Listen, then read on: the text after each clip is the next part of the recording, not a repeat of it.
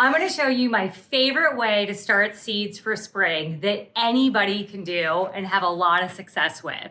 All right, I use a tray without any holes because I actually like to catch the water at the bottom and allow bottom watering of my seeds. I'll use an insert. This is a 72 cell, which means that it has 72 spaces for seeds in it. You don't have to use them all. And then I'm also gonna use a dome. I love using a dome because it locks in humidity and helps me out if I'm not as great about remembering to water. It gives me a little bit of more time between waterings without risking my seeds drying out. I'm also gonna use a light above my seedlings. If you've got a really great window that has a lot of light, you certainly can use that. Just be aware that as your seedlings grow, they'll be growing towards the light, so you might have to rotate the tray. And if you're starting early, which all of us gardeners aim to do, you might not be getting all the light that you need initially. So if you have the option to add a dedicated light source, I just find it to be really, really helpful. Plus, all the seedlings grow consistently straight up, which who doesn't love that? And then I have them on a stand here just for convenience, but you don't have to, you can certainly, put your light directly tied up to a shelf or a ceiling. But I like this ability to kind of raise and lower the light as the seedlings grow. And then of course, the most important elements, you have to choose which seeds you're starting first. I'm going with a cucumber, a sweet pepper, and a cherry tomato. And I picked these because all three are really great about being transplanted later.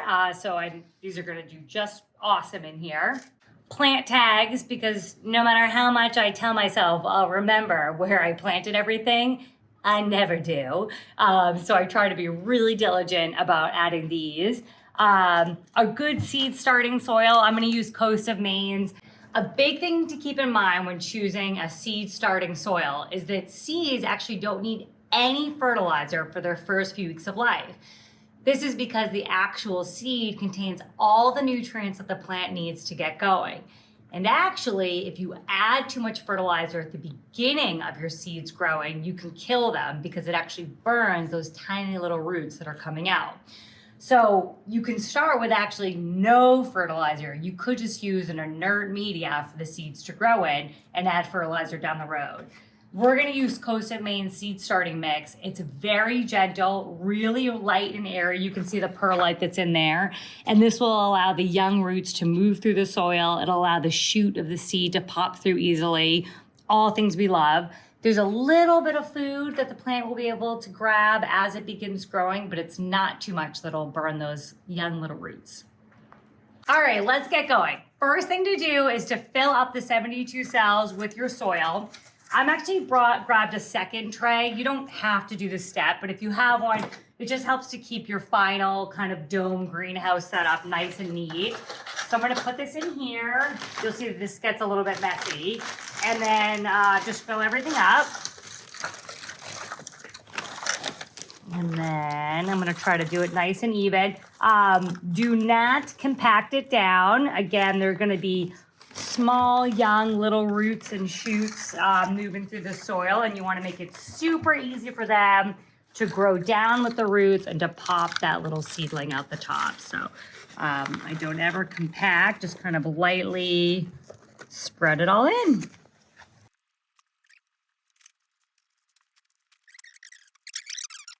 It's time to plant these seeds. Quick hack, if you don't want to make 24 plant tags, you can make 2 and then just label your rows. So in the front here, I'm gonna do these California Wonder sweet peppers. Before you plant, just look on your seed packet guide to see how deep they need to be planted. These peppers are about 1/4 of an inch deep.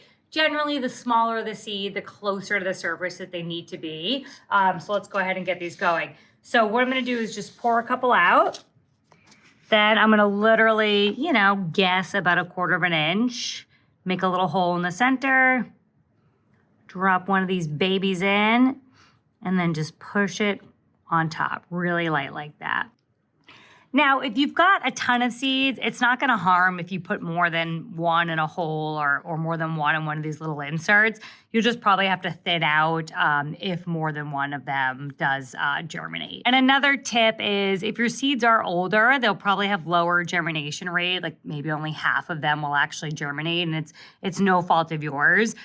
So in that case, you know, it is a really good idea to plant more than one in a spot, and then that way hopefully one of them will pop up. And if you are lucky enough to get more than one, you can always thin out. Next up, I'm going to do the cucumbers, and check in the back of the packet. These need to be planted about at a 1/2 inch deep, which makes sense because the seeds are a lot larger. So as I was saying earlier, the smaller the seed, usually the closer to the soil.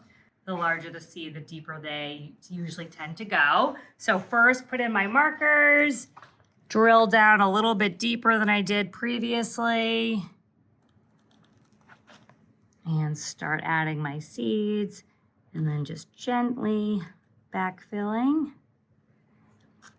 And, you know, one thing to remember is you don't have to buy seeds. If you're, you know, one day eating a cucumber that you just absolutely love, you know, that you purchase at a farmer's market or at your grocery store, save a seed. You know, the worst thing that can happen is that they won't germinate. And the best thing that's going to happen is you're going to grow your favorite variety of fruits and vegetables. So another hack, if you don't want to use your finger, you can also use like a pen or a pencil, or I'm going to use this Sharpie to create a nice little tunnel straight to the depth that you want. Quick seed starting hack. Most seed packets have a resealing self-adhesive top. So I often just tear open the bag of seeds. Don't do it. If you unstick this, you can then pour out the amount of seeds that you want to use and then reseal the packet for next year. And if you are going to keep them to next year, if you want to store them in the fridge, it's not a bad idea. Most seed varieties do better and will last longer when stored in cooler temperatures. So these next 2 rows are going to be our sweetie cherry tomatoes, and they're also planted at about a 1/4 inch depth, the same as the peppers were. I always tell people who come to the shop and ask me about gardening, the big thing is to be brave. Don't worry too much. Take your best stab. Embrace failure. There's lots of ways to do this and be successful. There's some ways that it can go wrong. Just do your best. I don't think there's any perfect way to garden. Just enjoy it. Now that you've got your seeds planted, the next thing to do is water them. But I'm not just gonna water them with water. I'm actually gonna add beneficial microbes to the water that I'm about to use. And there are a lot of great reasons to add beneficial microbes if you've got access to them. Microbes are so awesome for seeds that many seeds actually release a chemical that attract microbes to them. Microbes do a few things for seeds. They help to break down the seed coating, which allows seeds to germinate faster. And they help to make seeds more drought tolerant and disease resistant. I mean, just incredible. Something amazing about adding microbes at the seed stage is they're not only going to help the seeds now, but many of these microbes will actually stay with the plant for its entire life, helping them break down nutrients and uptake them, and even helping to prevent disease. So because of that, if you have access to a really good microbe, we're going to use Garden's microbe feed. It's a great idea to add it to your watering so that you can get those microbes into the soil so that they can help your seeds. I'm going to add a 1/4 teaspoon to our water here, and then I'll mix it up, and then that's what I'm going to use to water all of these seedlings and inoculate them with all those beneficial microbes. Now, you might be wondering why I'm putting all of this in a misting bottle or a sprayer and not in a watering can. Well, one of my favorite hacks that I tell people when starting seeds is do not use a pitcher or a watering can. If you remember some of those tiny, delicate seeds that we put in, if I were to pour water on those, it could blast them right out of the hole that they're sitting in, push them into other cells, and just create havoc in my tray. So a nice gentle mist is a great way to get your entire soil layer wet without drowning your seeds or pushing them out of the cups that they're in. When I miss, I want to do it very thoroughly in the beginning so that the entire pocket of soil gets wet. If it doesn't get watered thoroughly from top to bottom, you can actually have hydrophobic or water resistant pockets that will stay dry. And if that happens to be where your seed is, they're never gonna germinate. So when you're first starting, this takes a little bit longer to mist each one, but it's a good way to do it because you're keeping your seeds protected without compressing the soil on top of them with a big, thick blast of water. And then in addition, you can just keep up with misting as your seeds begin to grow. All right, so you're looking at this and you're thinking, girl, you overwatered.